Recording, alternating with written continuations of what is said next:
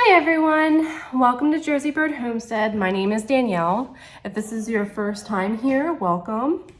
So I have a very exciting video for you today. We're gonna do a very beginner-friendly sourdough loaf. This is my old reliable loaf. I love it. The flavor is perfect. It does all the things I want it to do. It's versatile. You can actually use this recipe for a couple of things, not just bowls. You can do bagels with this recipe very easily, like so easily. I've done buns with it. The possibilities are really endless.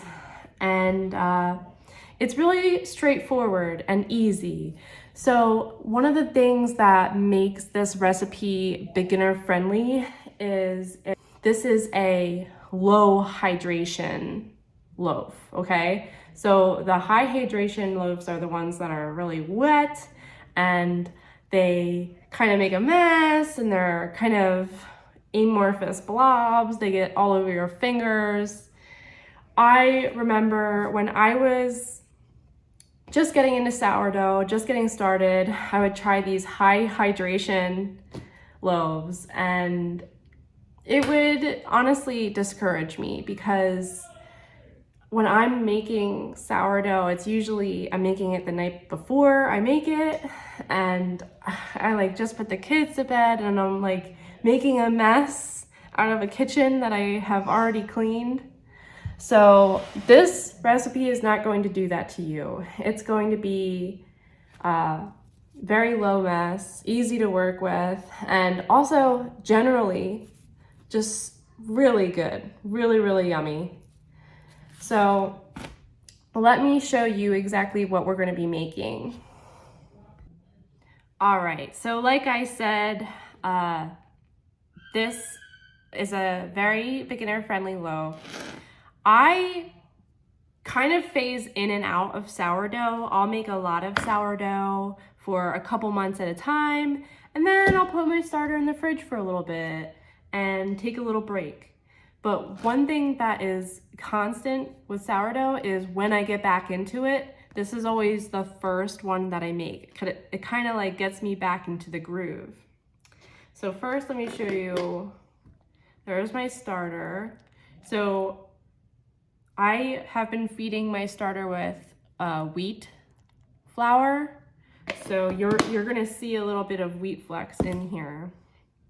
Every once in a while, I'll use wheat flour to refresh my starter. So let's just cut right into it. So this loaf was baked this morning. So you can see the crust is still pliable. It's not like insanely crunchy. And then inside, you're gonna get a loaf that is gonna be really good for sandwiches or just toast, really a lot of different applications. This would make amazing French toast too. And the flavor is also delicious. It has that very distinct sourdough flavor. So let's get right into it. I'm not gonna do a big intro for this one. I wanna see how this video does because genuinely I put a lot of effort into these videos and sometimes they flop. So if you wanna see more sourdough videos, please let me know in the comments and I will do them. All right, so here we are 12 hours before we're going to make the dough.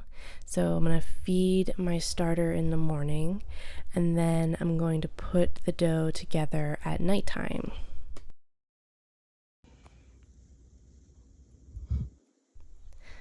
All right, so here we are. It is the nighttime. Here is my risen starter.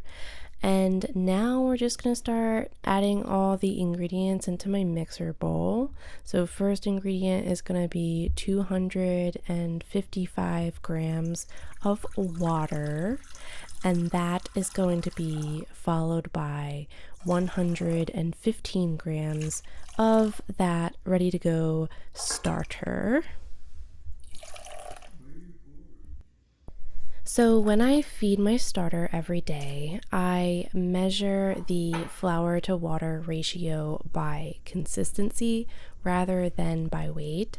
And if you would like to see a video on how I gauge that, please let me know in the comments. All right, so there goes in that 115 grams of starter, and next ingredient is going to be 40 grams of honey, and literally there are only 2 more ingredients left. A fun little tidbit about this recipe is that it was originally a sourdough bagel recipe that I found and used, but over time of using this recipe, I decided to just try to make a bowl out of it one day, and the rest was history. I just loved it. So I will link the blog of that bagel recipe in the comments. It was originally from Little Spoon Farm. All right, so next is going to be 500 grams of bread flour, followed by 10 grams of salt.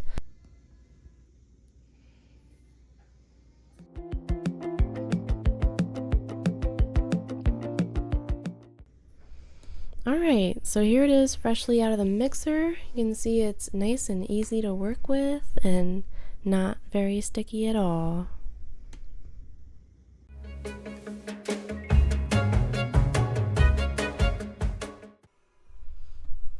All right, so here we are. It's the next morning.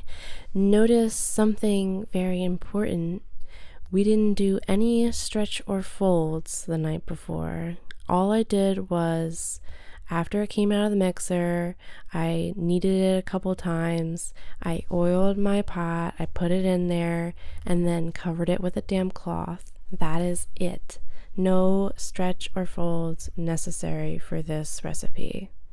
So here I am shaping it before I'm going to put it in my Dutch oven.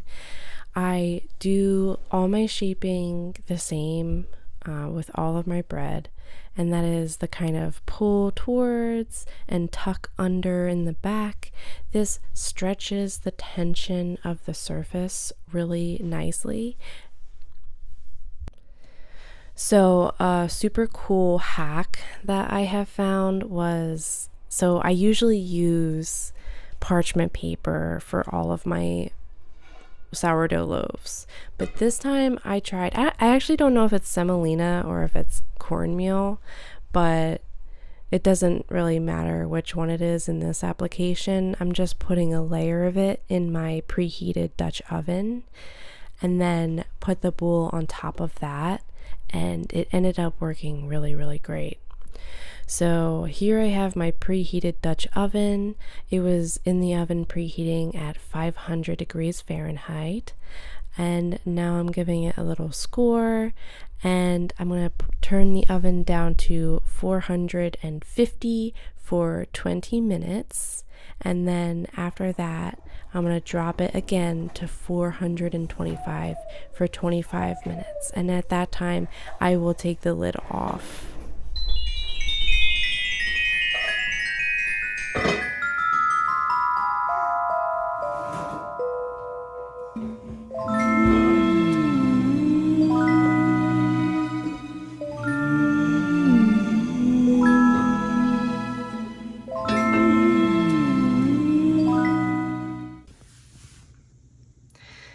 Yeah, so here it is all cut open.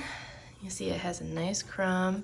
The crust is really nice and crunchy, but not too crunchy that you can't even bite through it. Same thing with the bottom of the loaf.